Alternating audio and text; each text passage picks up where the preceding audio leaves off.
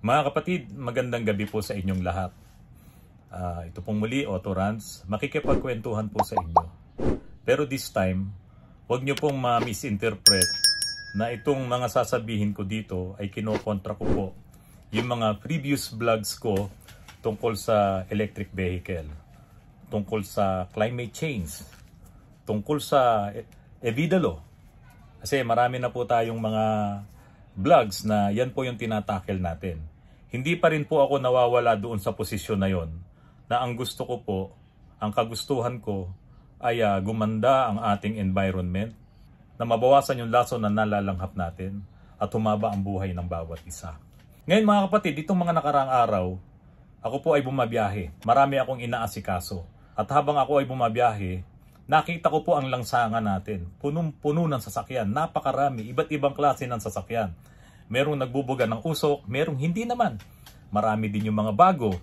Marami din yung mga luma. Lalong-lalo na yung mga motorsiklo. Nagkalat po sila. Na yan ay nagpapatunay na aktibong-aktibo ang industriya, aktibong-aktibo ang mga kapatid natin sa kanilang pamumuhay gamit ang napakaraming sasakyan. Kaya hindi po may iwasan sumagi sa isipan ko. Sabi ko nga po, mukhang hindi talaga magkakatotoo na itong mga sasakyan na napakarami na nakikita ko na yan ay mapalitan ng electric vehicle. Kasi kung babasihan po natin kung ilan lamang yung mga electric vehicles na yan na nakadisplay, na ibinebenta nitong mga car dealers na yan, hindi nila kayang palitan yung mga sasakyan na meron ngayon dito sa Metro Manila pa lang. Pangalawa, hindi natin kayang bilhin dahil napakamahal. Mga kapatid, napakaganda ng Paris Agreement. By 2050 ay mabawasan yung mga laso na yan hanggat maaari. Ang temperatura ng buong mundo ay nandoon na lamang sa level ng 1.5 degrees. Ang climate change at itong global warming, yan po ang talagang pinagmamalasakitan ng napakarami na nag-aaral dito sa climate change. At isa nga po sa natutukan nila dyan ay itong mga sasakyan natin na mga internal combustion engine na nagbubuga ng lason. Dahil nga, kapag ka po nagkaroon na ng combustion process, bubuga ng lason yung tambucho natin ng mga carbon dioxide at iba pang mga lason. Pero hindi lang naman doon po nanggagaling yung carbon dioxide. Mas marami pang ang ibinubuga itong mga coal plants, itong mga fossil fuels na ginagamit sa mga planta na yan. Napakalaki ng kanilang porsyento na idinadagdag sa mga lason na ito. Ako po ay hindi against dito sa pagpapalit natin ng medium ng sasakyan natin. Tulad nitong mga internal combustion engine ng mga sasakyan na ililipat natin sa electric vehicle. Kung sakali pong mangyayari nga po talaga by 2030, maghihigpit na ang ating gobyerno, ay baka po magkaroon ng malaking problema. Sabi nga po nung iba, yung mga nagko-comments po sa vlog ko, yun nga lang mga pampasadang jeep hindi nga nila maayos Ito pa kaya mga sasakyan natin? Bakit po ba mga kapatid? Kasi po mga kapatid, mahirap lang talaga ang Pilipinas. Hindi po tayo makakasabay dito sa mga bansa na kung saan ay kayang-kaya nilang bumili nitong mga electric vehicles na to. Tulad nga po sa California, karamihan po ng sasakyan dyan ay mga electric vehicles niya. At yung mga hindi po bumibili ng mga electric vehicles, yung kanilang mga sasakyan ay hinigpitan ng emission standards upang kung sakaling bumagsak sila ron ay hindi pa babiyahihin. Ganong kahigpit ang kanilang emission standard doon. Marami rin naman pong mga sasakyan doon na hybrid. Kaya nga po yung mga hybrid may mga bumabagsak din kasi may internal combustion din yun. Meron na rin mga sasakyan doon na hydrogen fuel cell ang gamit. Pero California po yun. Iba yung Pilipinas. So dito sa Pilipinas, iilan pa lamang yung may mga electric vehicles. Itama nyo ko kung ako po ay nagkakamali sa sasabihin ko. Dito po, bawat Pilipino na mayroong sasakyan, para sa atin po, ang sasakyan po ay necessity at hindi luxury. Ang sasakyan ay ginagamit natin sa mga importanteng bagay ng ating pamumuhay. Siguro mangilan-ngilan lang po yung masasabi nating ang sasakyan nila ay ginagamit nila dahil sa kanilang luxurious life. May kanya-kanyang mga sports car, mga magagandang SUVs na ipinanggagala-gala lang. Ilan lamang yun mga kapatid. Mas marami po at halos lahat ng mga Pilipino na mayroong sasakyan, ginagamit po yan para sa kanilang pamumuhay. Halimbawa po mga kapatid, itong mga tricycle, itong mga Grab, itong mga lalamove na yan. Napakaliit lang po ng kinikita niyan. Ngayon kung hihigpitan tulad ng ginawa ng California, Ano po ikabubuhay niyan kung sakaling bumagsak yung kanilang mga sasakyan? Yung mga bumabiyahe na mga truck na malalaki na hindi naman makakabili yan ng mga Tesla-powered na mga sasakyan, yung mga electric vehicle nila na malalaking truck, at wala pa naman talaga dito. Saan po sila nakukuha ng kanilang ikabubuhay? Kaya nga po, habang ako po mga kapatid ayan nagba-vlogs, hindi may iwasan na sumagi sa aking isipan itong mga bagay na to. Maraming mga comments po doon na nagsasabing hindi mangyayari yan sa Pilipinas. Itaga mo sa bato, sinasabi nila yan. Ngayon po, sa tingin ko, kung ngayon at makalipas ang 10 taon, baka nga po hindi mangyari. Baka nga po 2% lang ang mangyari sa buong Pilipinas. Kasi po mga kapatid, habang lumilipas ang panahon, habang umiidad ang mundo, hindi naman gumagaan ng buhay. Lalong pahirap ng pahirap. Paano pa tayo makakabili ng mga magagandang sasakyan? Yan nga po ang malaking problema eh. Kaya po habang ako po ay nagba-vlogs, sumasagi po sa isipan ko itong mga problema na to. Pinopromote natin o pinakikita natin yung gawa ni Toyota, gawa ng Japan, gawa ng US, gawa nitong China, ipinapakita natin yung mga electric vehicles na yan dahil nagba-vlogs kami. Pero mga kapatid, parang ngayon, parang ginawa ng mga maraming mga car manufacturers na yan, hindi para makatulong sa kalikasan. Gagawa sila ng maraming electric vehicles. Pero hindi naman sila tumitigil sa paggawa ng kanilang mga internal combustion engine.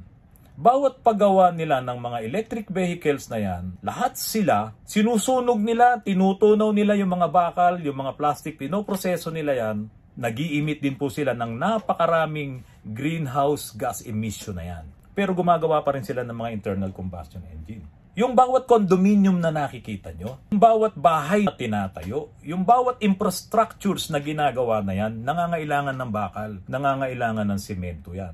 At bawat semento at bawat bakal na yan, tinutunaw yan, dumadaan yan sa mga pabrika, sa mga gawaan yan, nagpuproduce din yan ng mga lason dahil ang kanilang gamit na enerhiya ay galing pa rin sa fossil fuels, lalong-lalo na yung mga planta. Kaya sabi po nung mga nag-aral, by 2060, hindi pa rin mababawasan. The International Energy Agency concluded in a report last year that at this point, reaching net zero by 2050 is virtually impossible without carbon dioxide removal. Hindi mangyayari. Ngayon, itong mga mayayaman, bibili ng electric vehicles at bibili ng mga condominiums nila. Yung electric vehicle na yan, nasa kanilang pag-aari at ibebenta rin naman nila siguro yung mga lumang sasakyan nila.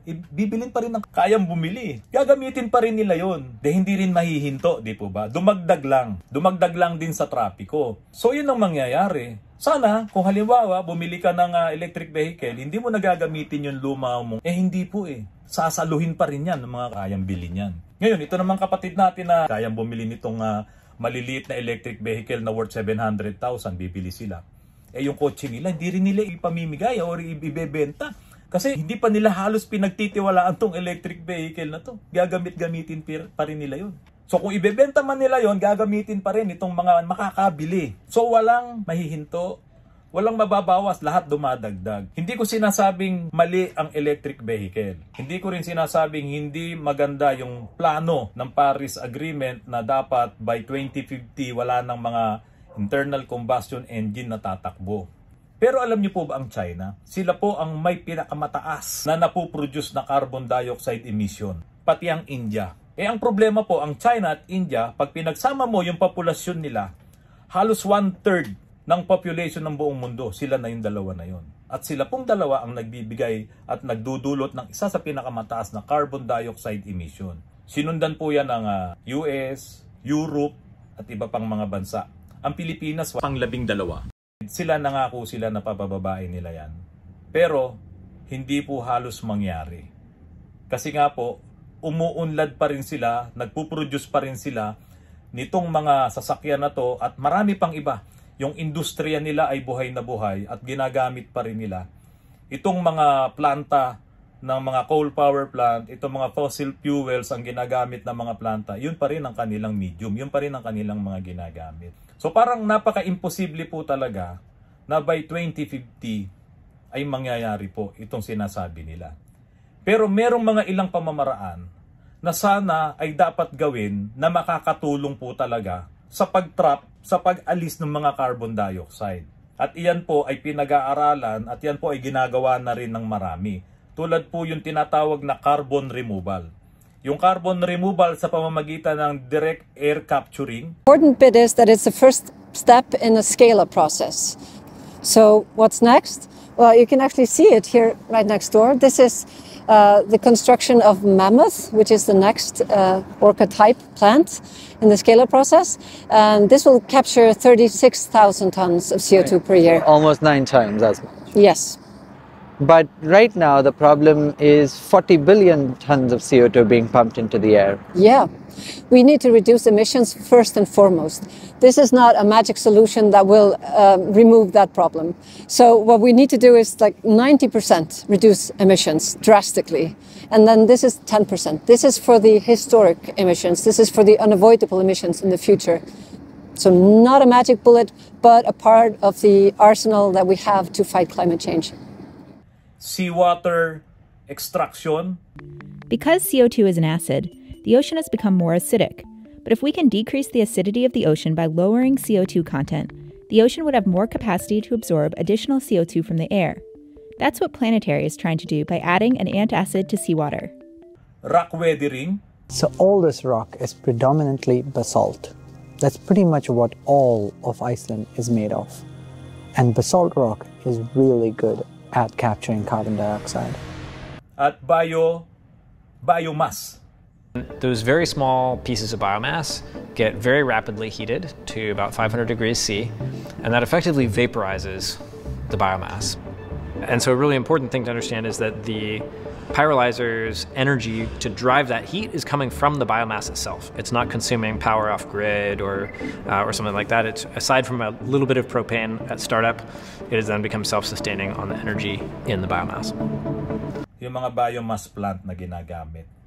So mga kapatid, meron pa palang ibang paraan para itong carbon na yan na humahalo sa ating atmosphere ay matanggal, ma-remove. Ito nga yung tinatawag na carbon removal. Kaya lang, parang hindi dito nakatutok itong mga nag-aaral, itong mga scientificong pag-aaral nila. Talagang ang mundo natin, mga kapatid, papunta to sa pagkasira. Pinababagal na lamang natin itong mga prosesong ginagawa na to. Kaya po mga kapatid, wag niyo po sanang maisip na ako po ay kinokontra ko yung mga previous vlogs ko. Masaya po tayo dyan, nakakatulong tayo.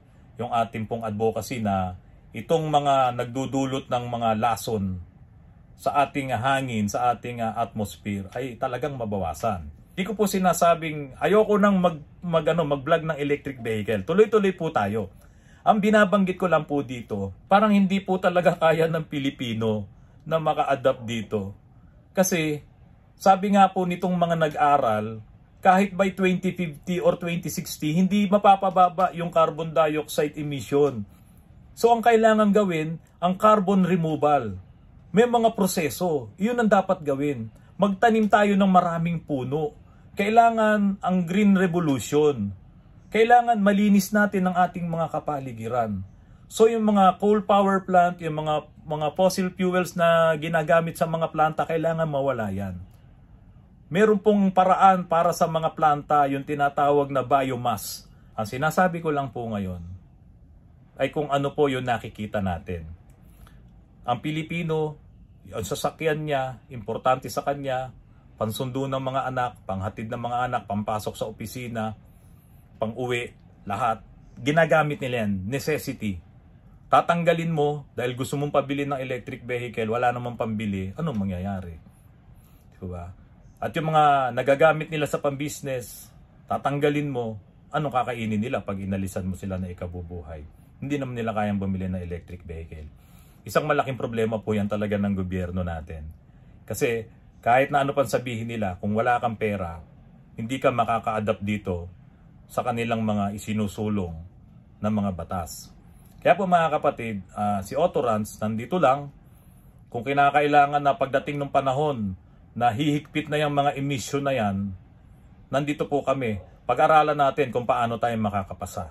Kung sakaling hindi pa natin kayang bumili nitong mga electric vehicle. So yun muna po mga kapatid, magandang gabi po sa inyong lahat.